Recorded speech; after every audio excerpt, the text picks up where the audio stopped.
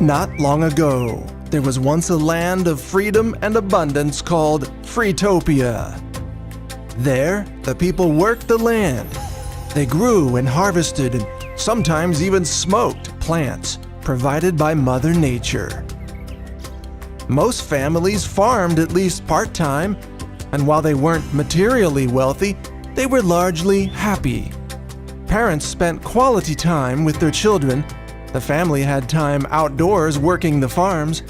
Rates of disease were very low, and crime was extremely rare too. As a result, there were hardly any prisons in Freetopia, and due to the outstanding health of the citizens, there were hardly any hospitals either. There were no cancer centers, no diabetes clinics, and no Alzheimer's non-profits, because those diseases hardly existed. Doctors made house calls and charged reasonable rates that nearly everyone could afford. There was no insurance paperwork to fill out, and for those who truly couldn't afford to see the doctor, local churches and civic groups donated the money out of compassion. One day, something called television was introduced to Freetopia. Television brought the citizens commercial images of all the worldly things they didn't have: teeth whiteners, riding lawnmowers, hair dyes, fashion shoes, cosmetic surgery, and, of course, bling. Upon seeing all this, the people of Freetopia unanimously screamed, "We are inadequate!" They formed a committee to find out how they could solve the problem of being inadequate. It was quickly decided they all needed more money to purchase the goods they saw on television. Then they would all feel more adequate. So they voted into existence a government and gave it the power to run their lives, with the instructions that the government should focus on finding ways for everyone to have more money so they could all buy more stuff and thereby feel more adequate. The government sprang into action, announcing, "We shall create jobs!" The people of Freetopia cheered. Within just a few months, the government had created tens of thousands of prison guard jobs and government law enforcement jobs by criminalizing hemp, thereby turning hemp growers into criminals. Soon, millions of people across Freetopia were arrested, and prisons became a booming industry, hiring hundreds of thousands of government workers to serve prison food, guard the prisoners, and write colorful reports touting how much they were all helping society. Cheap prison labor also helped manufacturing companies make money, and the government said that was good for the economy too. Despite all this success creating jobs, the people of Freetopia didn't feel more adequate. They actually felt less free, so they demanded their government take action to create yet more jobs to compensate. The government replied, "We shall unleash economic stimulus programs." It then hired 500,000 people to walk around the country and count all the other people who were told to stand really still, so that a report could be written which announced the total number of all the people in Freetopia.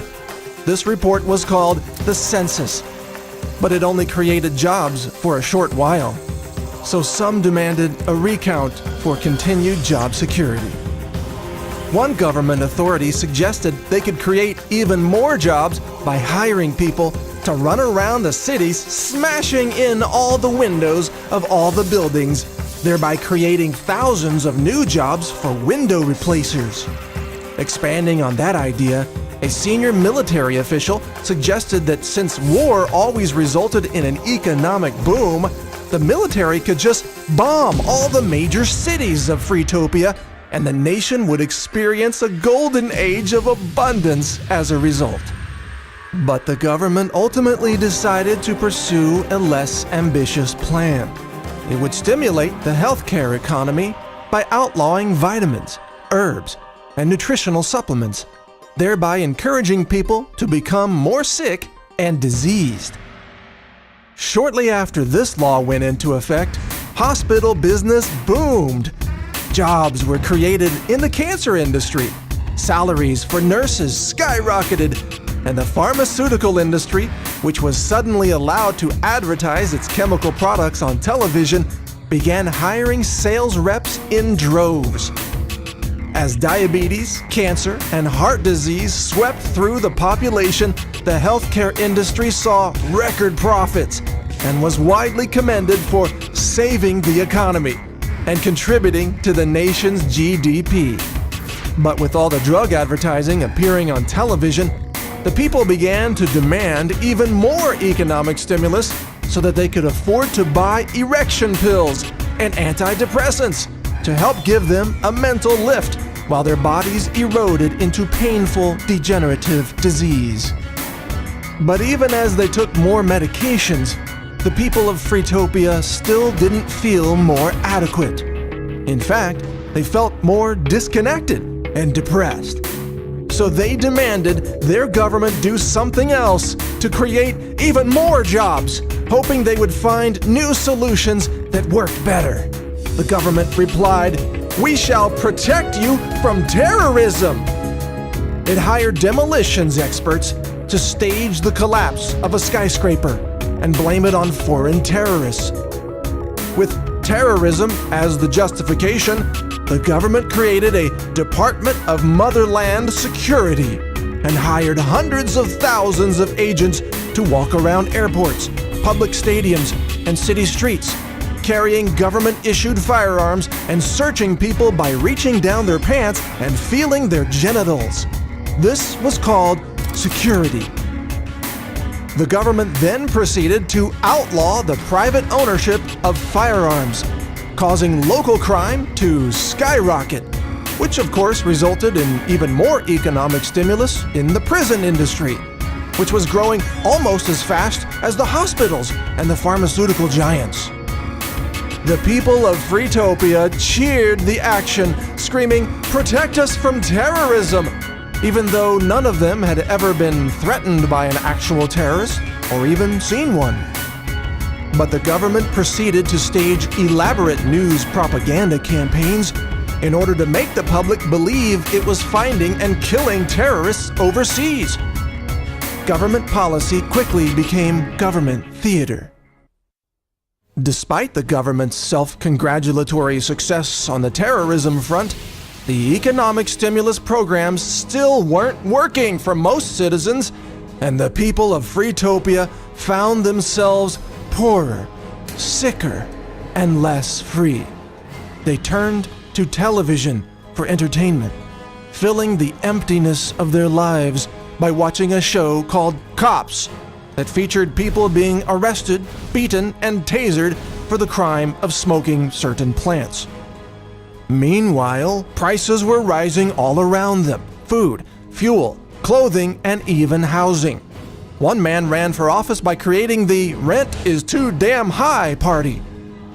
As inflation eroded the value of their dollars and made their savings less valuable by the day, the citizens became desperate to be rescued by government, which they now worshiped as their provider of all things, forgetting that their ancestors had once provided for themselves and actually created the government. From such ignorance, they demanded one last time, "Give us more government money!" The government responded rapidly, enacting a program that allowed the government to take money out of every paycheck of every worker in the nation and then give that money back to them a few decades later when that worker retired. This was called Social Security. But when that still didn't do the trick, the government decided to give away $16 trillion in economic stimulus money. Instead of giving the money away to the people, though, it gave the money to the nation's wealthiest bankers, hoping that perhaps the bankers would distribute some of those trillions of dollars by dropping suitcases full of cash from open helicopters. But they didn't. They just kept the money, paid themselves bigger bonuses, and bought more erection pills. The people of Freetopia, who were now disarmed, diseased, and indebted, realized they were in a bind. But now, having grown up on the idea that the state was their savior, they could only turn to government yet again, screaming, "We need bigger government to solve all of these big problems." And so they cheered as the government launched into existence new regulators called FDA, USDA, DEA, EPA, ATF, FTC, and many other letters of the alphabet. Each department then launched its own private army of enforcers to maximize its power over the nation. Soon, government agents began policing home gardens, sports stadiums, high school dances, and random road checkpoints. People were arrested for growing tomatoes in their own front yards or rescuing baby woodpeckers because they are a protected species. Farmers markets were outlawed, holistic cancer clinics were raided and shut down, and pioneering cancer researchers were arrested by the government and thrown in prison. Jobs disappeared by the day as Freetopia's employers fled the country, which had devolved into an impossible place to conduct business. Jobless claims skyrocketed, so the government passed new laws allowing the jobless to collect paychecks from the government itself, even when they weren't working.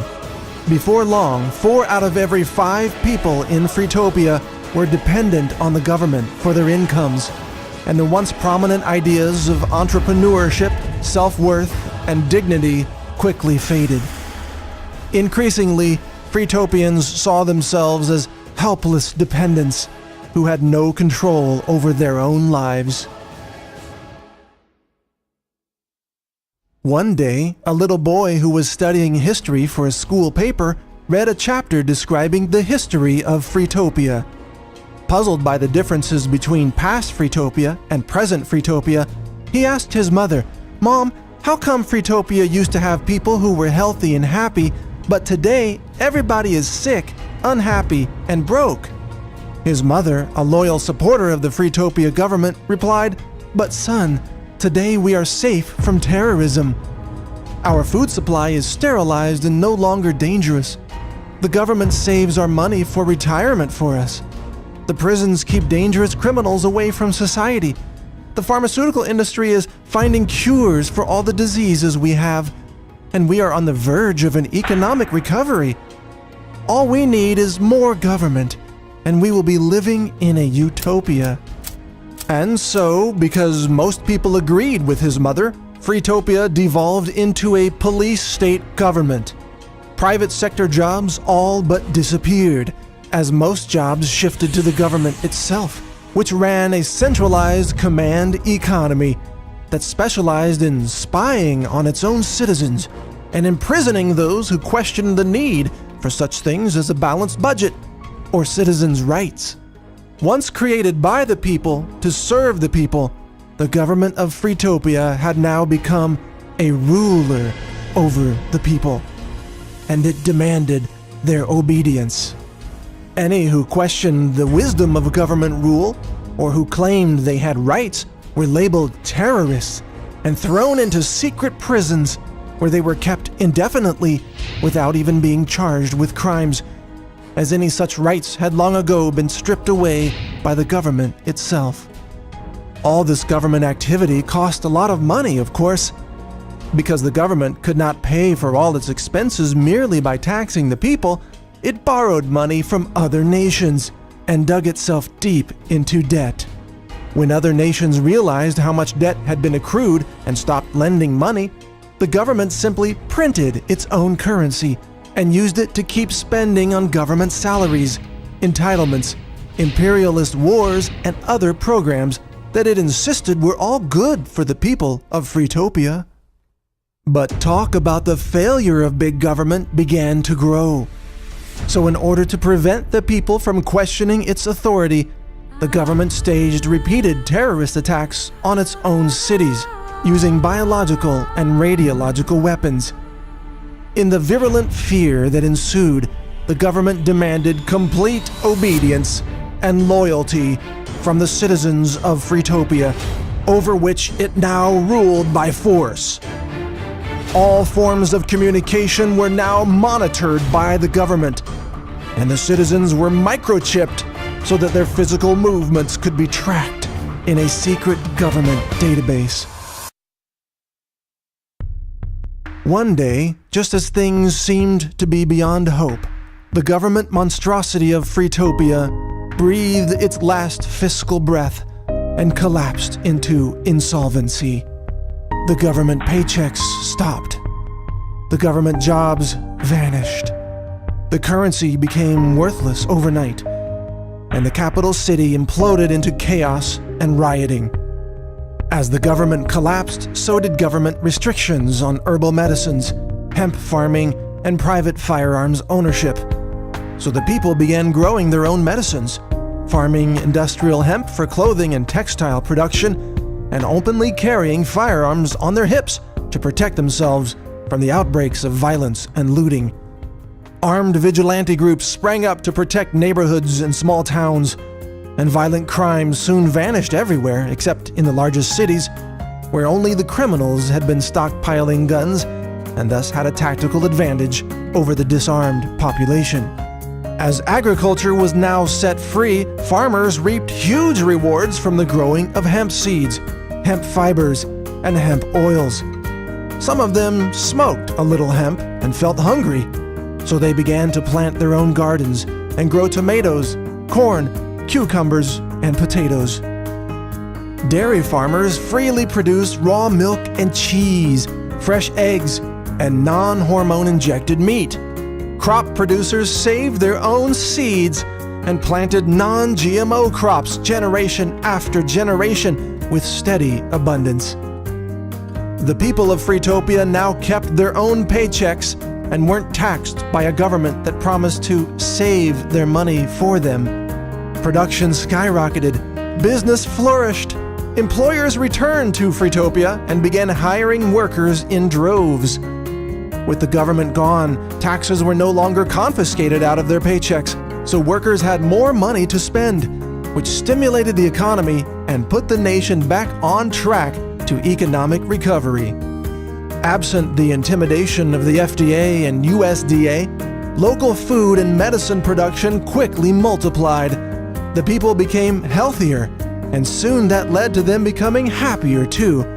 Disease rates plummeted as people got more sunshine, fresh foods, and natural medicine. Hospitals shuttered their doors, cancer clinics filed for bankruptcy, and the pharmaceutical industry, which had been propped up by an FDA-enforced monopoly, collapsed into ruin. The people of Freetopia now had farms and freedoms and family. They kept what they earned and lived peacefully in a society that they now realized was more just, more free, and more abundant than the government-run society which had enslaved and nearly destroyed them.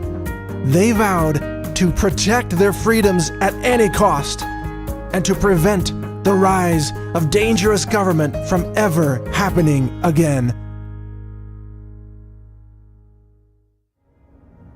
One day, a slick young man with finely shaped hair and a sharp business suit spoke to the nation and insisted everyone would be better off if they all pitched in and created a new government to stimulate the economy. The people of Freetopia promptly hanged the man from a tree and returned to their farms to continue living as free people, without the curse of big government burdening their lives. The man's body swayed silently in the breeze, along with a sign the citizens had created and strapped to his chest. It read, "We predict future happiness for Freetopians if they can prevent the government from wasting the labors of the people under the pretense of taking care of them." And that's the story of what happened in Freetopia.